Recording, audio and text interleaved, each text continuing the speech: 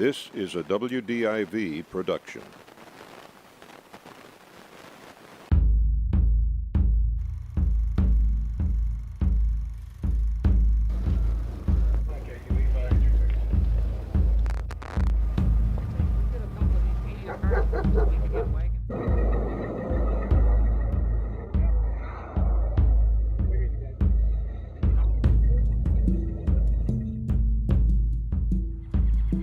They tied them so damn tight, you know. You try to fight, it just cuts into you.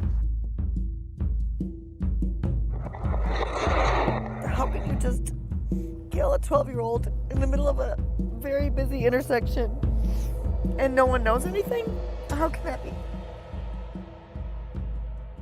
Their bodies were tossed by public roadsides, almost as if to taunt officers. We were being told that these were isolated incidents. They were working on them and to be careful, but there still was no child killer out there that was a serial type of killer. So our communities were on edge. However, we thought our authorities were solving these crimes and it would all go away. I'm guessing he was disguised as a police officer, disguised as a priest. Pretty much at a standstill unless some people stepped forward. The whole community was in terror. We don't know how he was asphyxiated. He could have been asphyxiated by somebody holding a pillow over his face. He could have been asphyxiated in a trunk of a car that didn't leak air. There were unusual aspects to this beyond the horror of a child being abducted. My sister had premonitions that she was going to die. She knew she was going to die.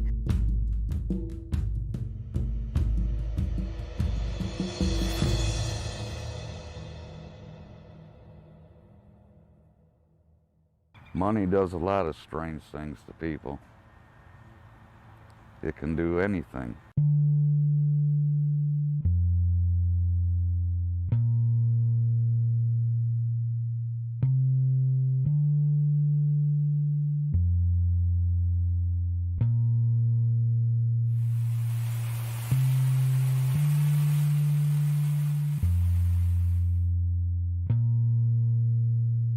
Oakland County enjoyed back then, and still does today, enjoys a reputation for being a safe community, good place to raise a family, good schools and so forth. So to have 4 kids kidnapped and murdered right in the middle of the 70s in this county, it was surreal. Oakland County is the wealthiest county in Michigan. It is now, and it was then in the 60s and the 70s. We grew up in Ferndale, a couple blocks south of 9 Mile, and, you know, west or east of Woodward. It was a good neighborhood, and all the neighbors were good there.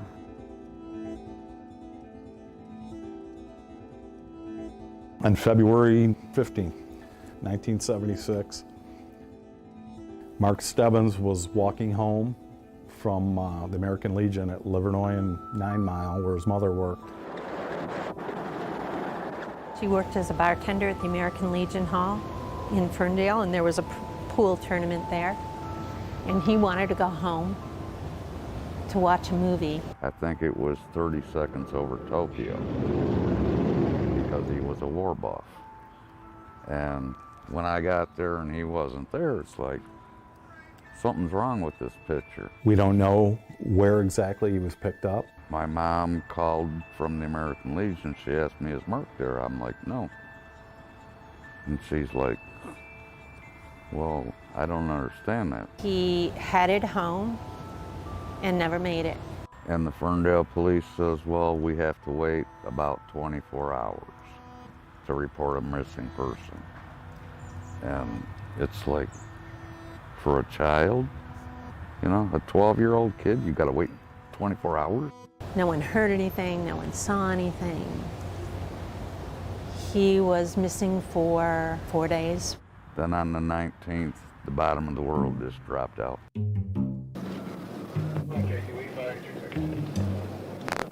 4 days later, his body was found at behind an office complex at 10 and Greenfield. A person walking his dog in a strip mall in Southfield. I think it was called Fairfax Plaza. Saw something against a short brick wall, and he said he thought it was a mannequin. You know, he walked up, and it was a body of a small boy. Why would somebody take my brother off the street and do such brutal things and murder him? And I beat myself up for a long time, a lot of years. And it's like, I thought to myself, well, what if I would have walked home with him? Would he have made it? Or who knows, would they have tried to get both of us? I have no idea. No specific suspects. We're looking into a background of a lot of people who have got backgrounds of this type of offense right now. After the killing of Mark Stebbins, real fear shot through the community. Real fear on the point of hysteria. December 22nd, Jill is at home in Royal Oak. They had recently moved to Royal Oak. Her mom was divorced. Her mom, Carol Robinson. They'd separated when the youngest was a baby. I am Jill Robinson's sister. I was 9 and she was 12. And Mom and my 2 sisters and I lived in Detroit growing up, and then we moved out of there to be in a safer neighborhood. Jill was not in a good mood that night. Early reports had indicated she had a fight with her mother. Carol repeatedly asked her, "What's wrong, honey? What's wrong?" She packed a backpack, got on her bike, and then left. I haven't seen her since, and I wasn't really very worried for an hour or so because she's very stubborn, and I thought she'll stand in the next yard and think about it and or go around the block or something, and then I thought maybe she went to visit her father.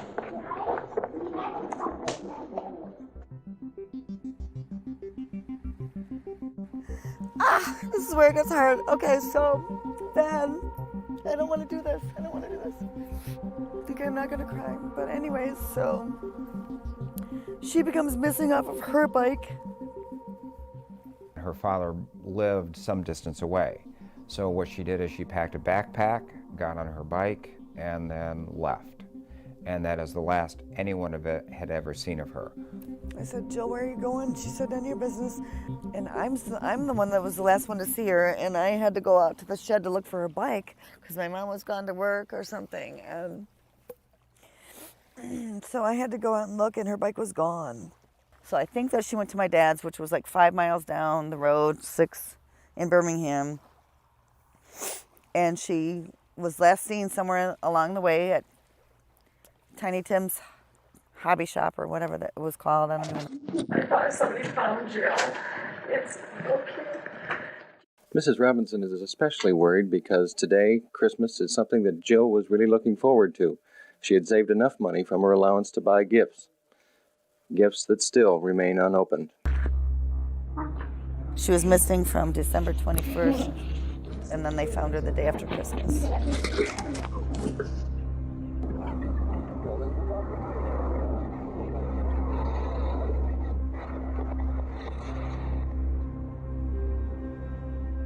I remember, like, we couldn't open our presents. We didn't open our presents. We were waiting. She was gone. It wasn't even Christmas. I don't even know what I got. Doesn't matter. But the day after Christmas, I was there when the cop came to the door and said, "Your sister's been shot in the head and found in the middle of I-75 in Big Beaver." And I remember my mom just reacting and being, how do you react to that? So very sad and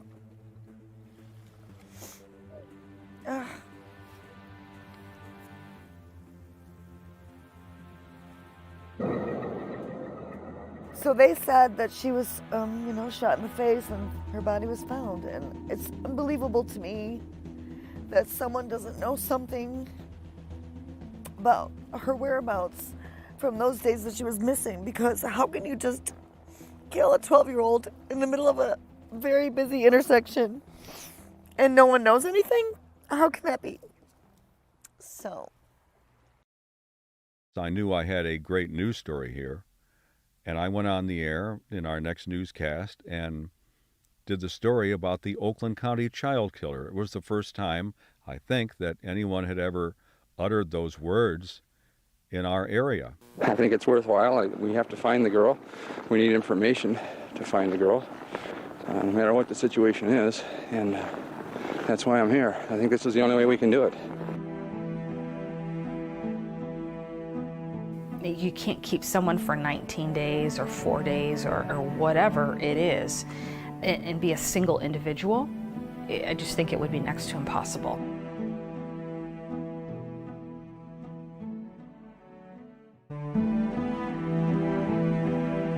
It will be a week tomorrow since Christine Mihalik disappeared while coming home from this store. In those 6 days, the community has come to realize that a missing child in this area is not merely the problem of the parents. Most of those out collecting funds today have families also. Yeah, sure. I can remember riding our bikes. At the time, it seems like it would have been behind all of the storefronts there on 12 Mile on the north side. I think they maybe had like alleys and parking lots by them. And I remember riding our bikes with the neighborhood kids throughout that particular area.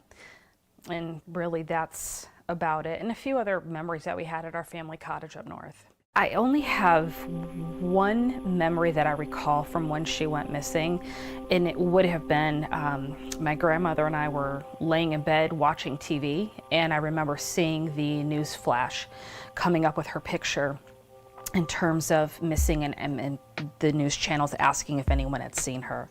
And I remember asking her, why is Chris's picture on TV? I couldn't figure that out, and I'm sure my parents probably did not tell me essentially, what was happening, and if they did, it certainly didn't recollect in my thoughts in terms of what was happening in terms of the scenario. The money is being used for reward for apprehensions of persons or persons who are holding Christine.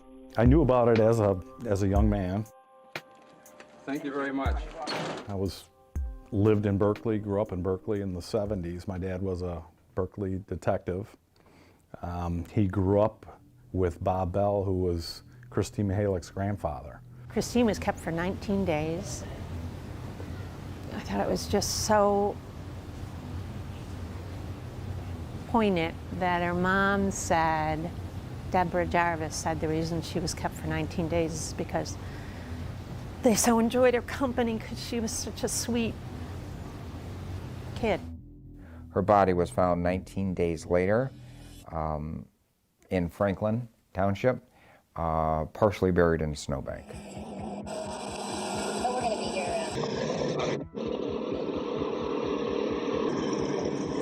Later found at Bruce Lane in Franklin, Michigan, which 13 in Telegraph area, dumped in the snow, and I believe a mailman spotted her body that day she was found. It's just a place that you can't go and think about where she would have been for 19 days and what she would have gone through. I just simply can't go there.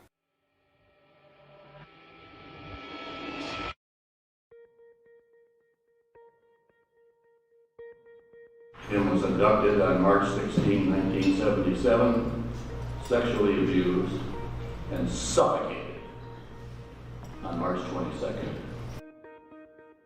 So now police know they have a serial child killer on their hands, and they organized the largest manhunt in U.S. history at the time.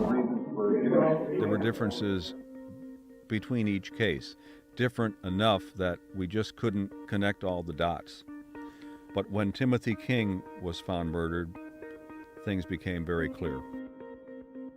Barry and Marion were with a client having dinner there, Kathy was on her way to go see Jerry Lewis. His sister Kathy had given him some change to go down to the corner store, Hunter Maple Pharmacy, to get some candy. Mark had a babysitting job that night. And the other was working on a school play at high school. Mark had the lead in the 9th grade play up here, and they wanted him to come up for that, so Chris went to babysit. He was 11 or 12 years old, took his skateboard, went down the street. And was never seen again. The key to Timothy King's disappearance is still the rear door here at the Hunter Maple Pharmacy. This is where the youngster was last seen leaving at 8:30 Wednesday night. I don't feel bad about taking Marion out to dinner. I don't feel bad about the other kids going where they went. So I wouldn't have made any decisions the other way. And authorities are saying that somebody must have seen something that evening, and they're asking people to come forward. The family of Timothy King went public and begged the killer to let their child live and to release Tim. Somebody from television came to me, and I just thought I was talking to Tim. Well, I want to say hi to Tim. We love you, Tim. God bless you. Stay tough. I have one other statement to those persons or person who may be with Tim. I don't know if you have children or if you want to have some, but please treat Tim the same way you would your own kid. Talk to him. He's a talkative kid if you spend some time with him.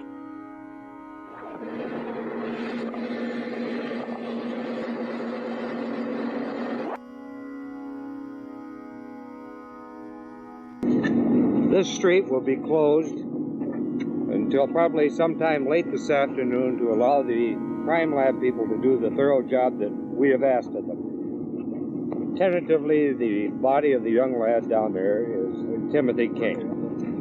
Are they checking license numbers and cars thoroughly to see perhaps if there's a suspect in the area? Gentlemen, we're doing a number of things that we can't release right at this time. I still feel the most important aspect is the investigation and get this animal off the street.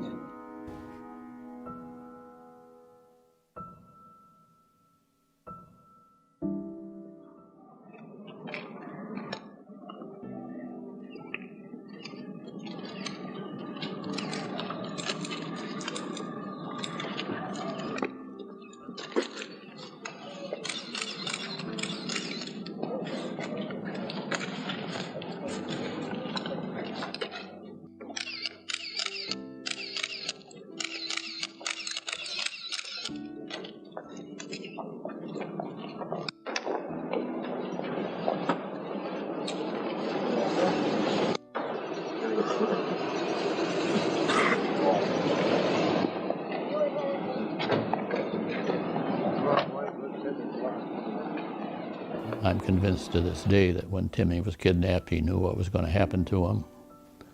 And as an 11-year-old kid, there was nothing he could do about it. I can't imagine anybody doing what they're doing. And I can't imagine people not turning people in to do that. But I can't change society.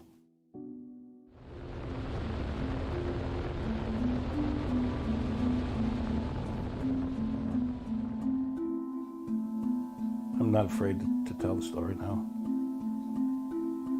Even as a grown man, you know, you got that little boy inside you that doesn't want to tell anybody. But that little boy died a long time ago, so.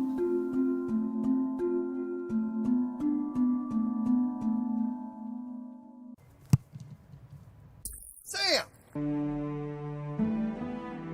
There is a theory that the pedophile community may have someone in it that committed these murders. I know there's questions about whether the 4 children that were killed in Oakland County that we know of, did some of that happen on North Fox Island?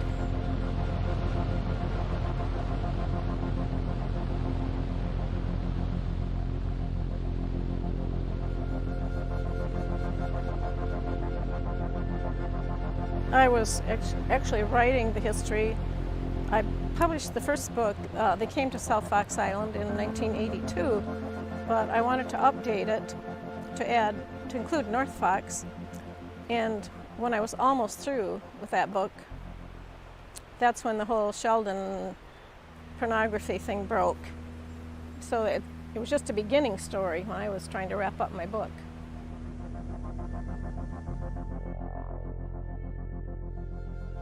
He had property on North Fox Island, and we accessed the information about him through the school teacher that was arrested by the detective sergeant in St. Clair.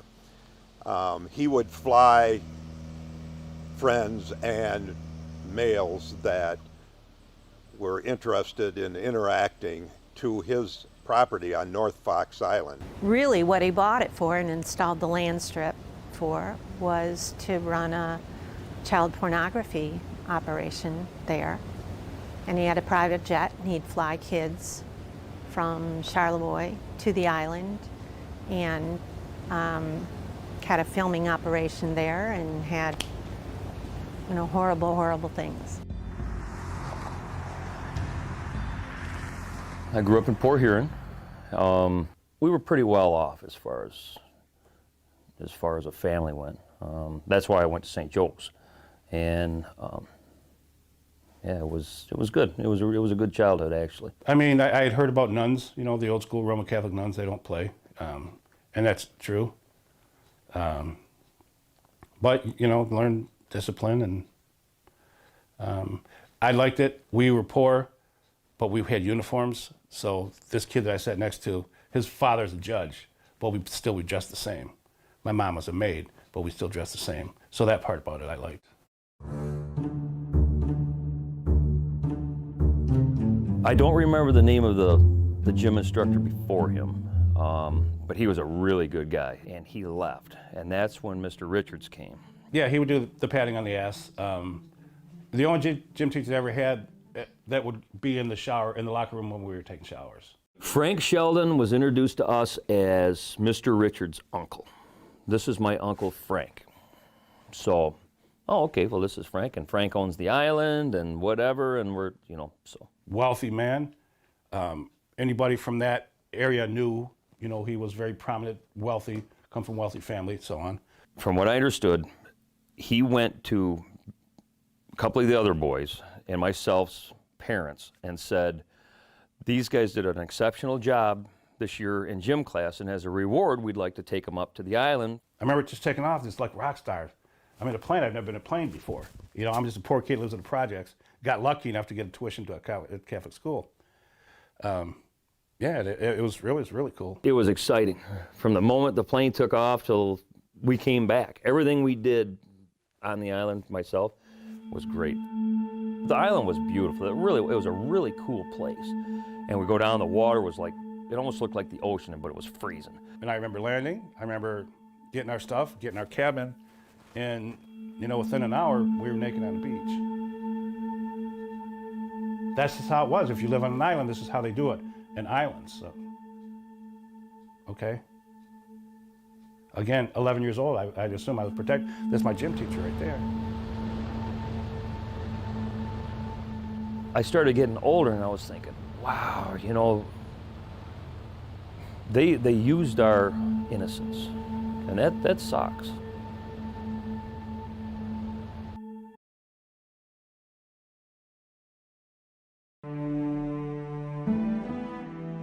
Right to the beach. You know, just leave your clothes and, you know, you can bring a towel, put it in the beach, but the other boys had to be naked, and that's just how it was. So once again, they played on our trust. But yeah, but there's times when we could just go, you know, be boys, you know. But they focused on me a lot, I noticed. Long blonde hair, blue-eyed, 11-year-old, you know.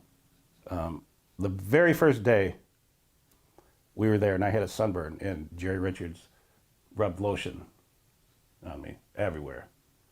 I remember him taking lotion and putting it on his hand here, and then just me laying on my stomach and just going between my my cheeks, you know, with his hand like that. And I felt very uncomfortable, but he assured me everything was okay, and this is what we're supposed to do. Again, I trusted him. You know, turn over, do the same thing, because you have to protect that. You know, so every day he did that to me. Sheldon, He said the same thing too. This is how things are. You know, this is my island. I own this island. Blah blah blah. And you kids are lucky and fortunate to be here. You know, so basically just adhere to these rules. And this is how we are here. You know, and they were naked as well. There was a stump, and it was probably about the size around as this chair, maybe 4 or 5 feet long. And I remember there was snakes on the end of it. So I rolled the thing, I rolled it, well, the bottom ripped off of it, and there was literally thousands of snakes in this thing. I go back and I get Bill, and I said, you got to see these snakes. He said, I don't really care for snakes. I said, well, come on, you got to see this. This is really, I wanted to show somebody. There's cameras by the trail that we took. Mike and I would go, you know, catch snakes and salamanders and just do what boys do. And there's cameras, you know, a lot, all over the place, really. Well, when we got back, we couldn't find anybody. You know, usually there was somebody right around the main cabin, and there was nobody there. I want to say it was probably a couple hours. Then they came back, and they were happy, but the two boys were different after they were quiet. I don't know if it's the exact same time, but I remember hearing one of the kids screaming and crying, like somebody was hurting him. And he was screaming and yelling, stop. And we didn't know what was going on, and we knew it was coming from a locked door. And there's nothing we could do except for take off running, you know, which is what we did. Now, I don't know if it's that same time, and I remember the tree trunk full of snakes, because that was cool, you know, wow. You know, we're 11. But we heard the kid crying. I think it was a kid that was a grade above us. Heard him screaming and crying to stop. Yeah, I remember that very vividly. I don't think he really talked much. He didn't talk a lot before, but he didn't talk really at all after that. They didn't talk anymore. I think Mike was the lucky one. Just his natural curiosity to run and, you know, and be a boy and look around, you know, kept him safe, you know, and I'm glad for him. I wasn't as fortunate. It's like it didn't sink in as, wow, these kids went through an awful hell, and, you know, until I started getting older, and I was thinking, wow, you know, they used our innocence, and that sucks. He asked if I could put some lotion on him, and I was very hesitant, and I knew that I shouldn't do that. He said, well, you know, I did you, and you should do that for me, that kind of thing. So I did. I knew it was wrong.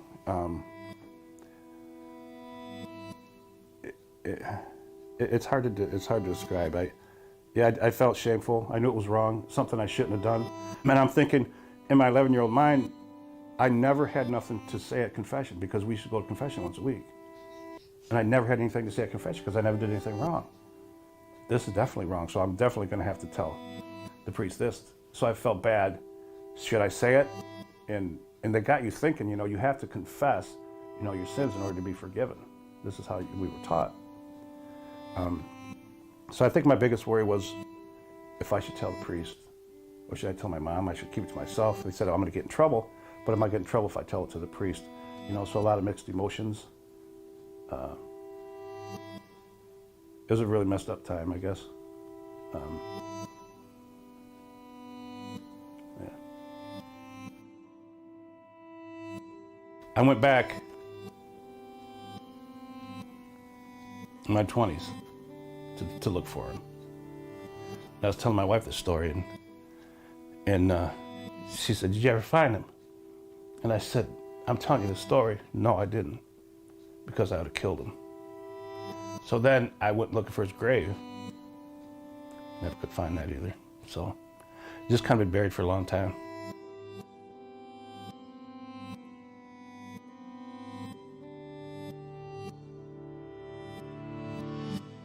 I don't know that there's a real strong connection between what was going on Fox Island and our kids. A theory becomes a narrative, and the narrative then becomes the story. For example, the gremlin.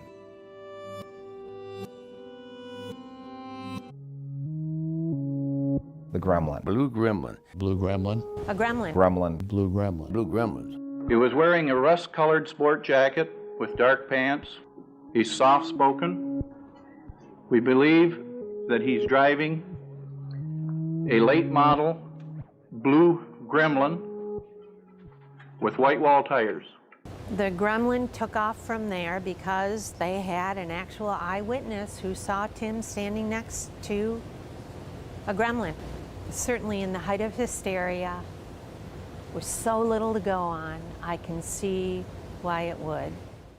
I recall as late as July 1, 1978, the Standard ad, $100,000, had only a blue gremlin on it.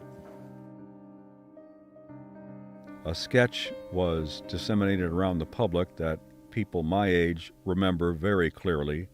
A man, a white male in his 30s with dark hair and long sideburns, who was connected to a blue AMC gremlin.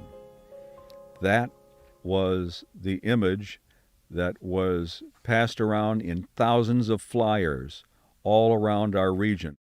I said, look, you guys stop the cars. If you, I'll take the heat. Because you normally have to have a probable cause to make a stop.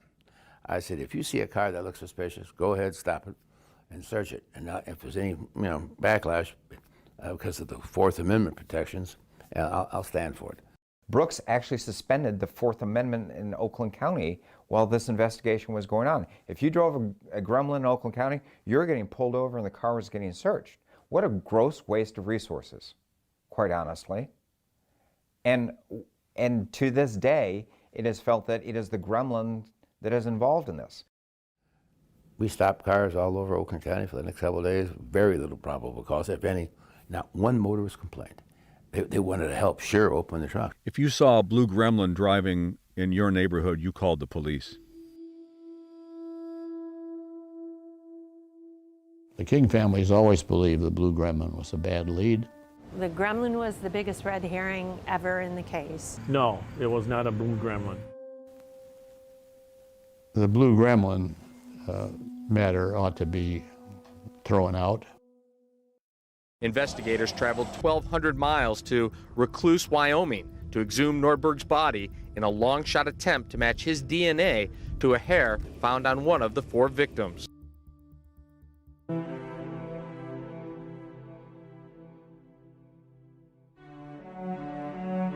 In 1979, the state police assigned one detective to follow up any future leads on the case, but that was it. Inside the styrofoam cooler is hair and bone samples of suspect David Nordberg.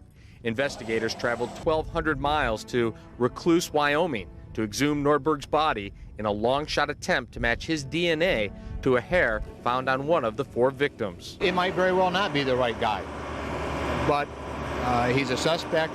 We have DNA, and you just have to come out and do this. How can you just not do it? How do you ignore it?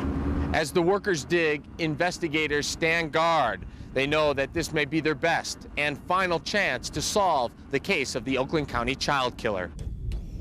From this Wyoming graveyard, the evidence goes to a Michigan crime lab for extensive testing. Well, the success of this operation will be measured by the ability of the appropriate labs to do the testing and hopefully the matching. Brooks Patterson was the prosecuting attorney at the time of the killings. He says closure would mean everything to the families of the young victims. We exhumed the body of a suspect and cut off some of his skin and so forth, and then compared the two, and it didn't match, but that's how far we went.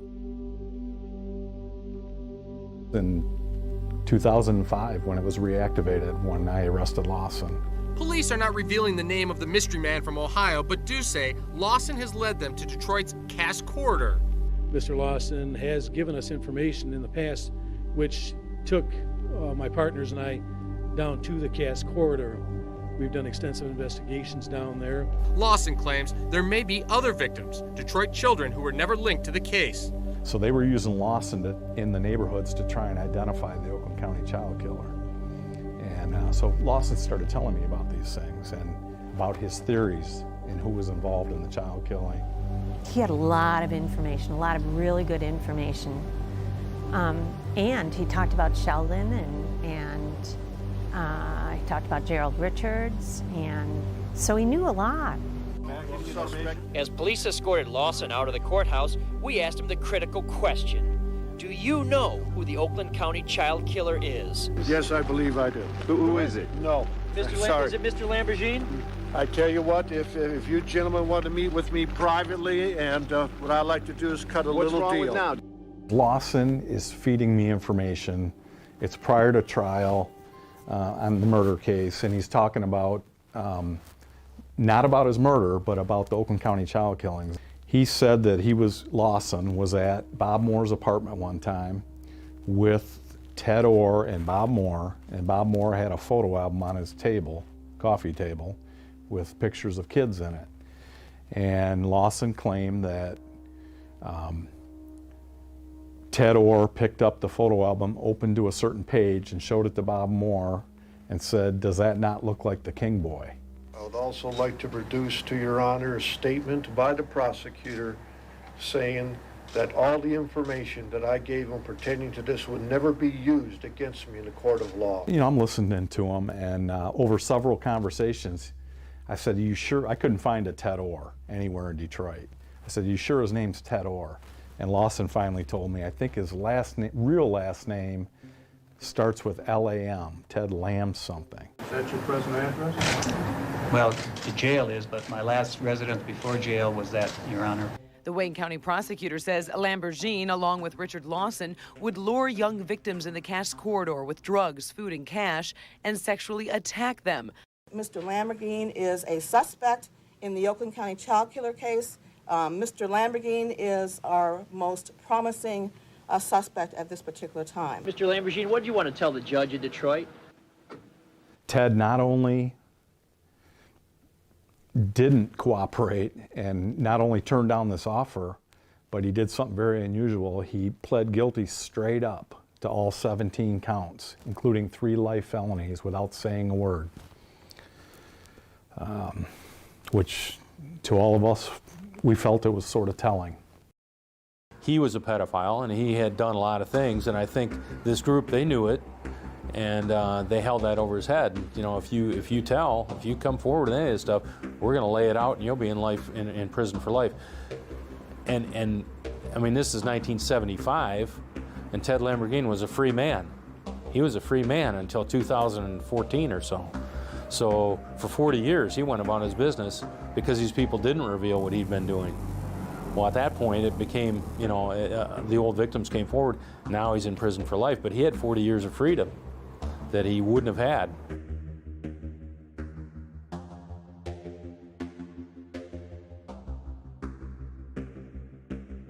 Getting away with murder. That's what several cold-blooded killers thought they had accomplished. Now, decades after the crime, they are suddenly being locked up.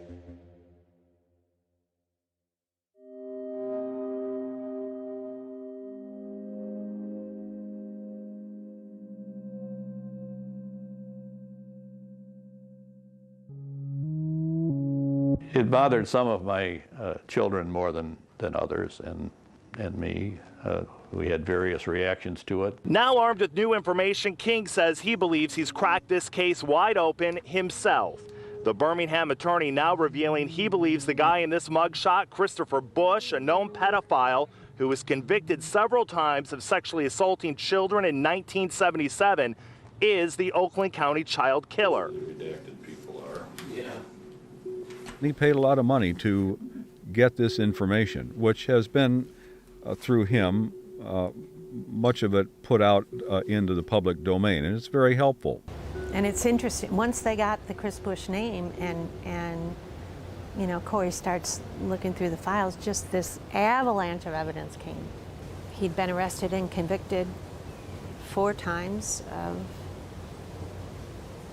you know, sex with minors and got off on each charge. I didn't think Chris Bush was probably capable of the abductions and the killings themselves. I mean, he was just a slob in and of himself, and I didn't think was probably articulate and crafty enough, if you will, to pull this off.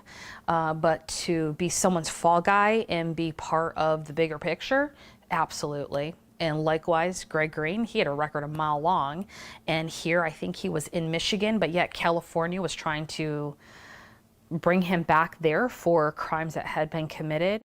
He takes a polygraph and he passes the polygraph. and Greg Green passed the polygraph too. And for some reason, he gets deals all over the state, while Greg Green, for the same charge, goes to prison for life. He was the son of a prominent General Motors executive. Mr. Bush was a vice president in General Motors. His connections and his power in the community helped get his son off the hook. He had supposedly committed suicide, and then within the same documents that I requested, states that the task force was disbanded within like 3 days of his supposed suicide. So I remember thinking at that point, that's total bullshit. So this person offs himself supposedly, and then all of a sudden the task force had gone to his home where the incident had happened, and then a couple of days later they disbanded. He was found shot in his bedroom in his house. On the wall of his bedroom was his pencil drawing.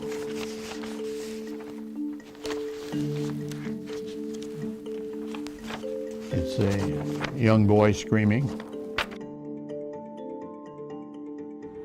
When I first saw that, I'm like, yeah, that looks exactly like my brother being sodomized. I cannot ever make a declaration that someone who is not living is guilty of something. I don't make declarations of guilt. When I was a judge, I could make declarations if the case was tried in front of me. But the only person who can determine that someone is guilty is a judge or a jury upon a complaint and warrant that's brought in a court of law. And I tell you that because as much as there are people who say, just tell me he did it, I cannot legally do that. Local 4 News begins right now with a breaking news alert.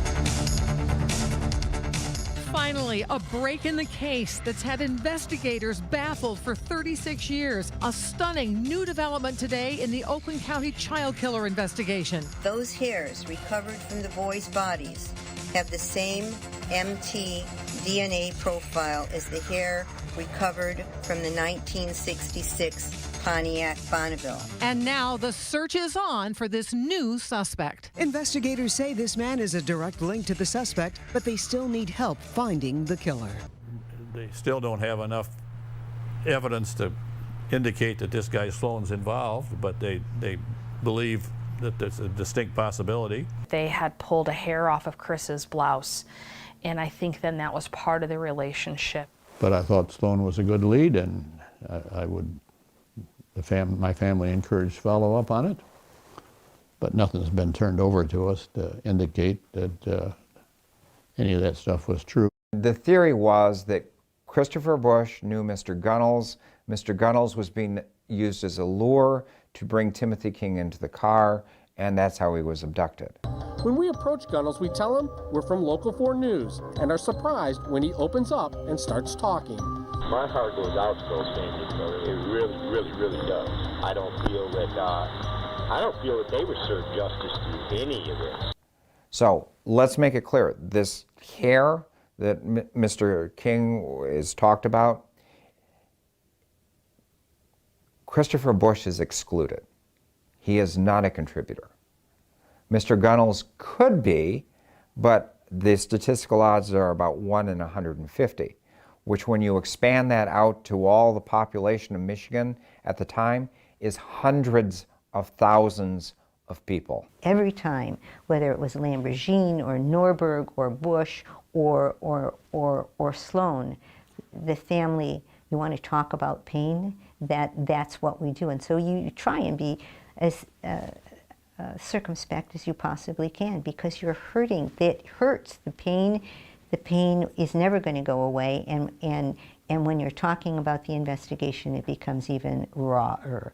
And so you can see what's happened to some of the individuals who respond to this type of pain differently. Mr. King seems to think that the authorities are covering something up and that maybe they have some sort of answer that we should know about. I'm not willing to go that far. I hope Mr. King lives long enough, though, to see this case solved. My family's not very confident about it, but I feel even worse not knowing the answer is the fact that the people who looked into it after 40 years won't talk about it. They deserve that. Yeah, I hope it's solved for his sake. Somebody can go and tell him. Denise Powell and Becky MacArthur from the State Police, Sean Callahan and Brooke Glennon from the FBI, our whole team of investigators from our office, Kim Worthy and Rob Moran, have done so much work, and it's been blood, sweat, and tears to advance this case. We're all disappointed we haven't solved it yet, but I'm telling you right now, this case can be solved, and I believe it will be.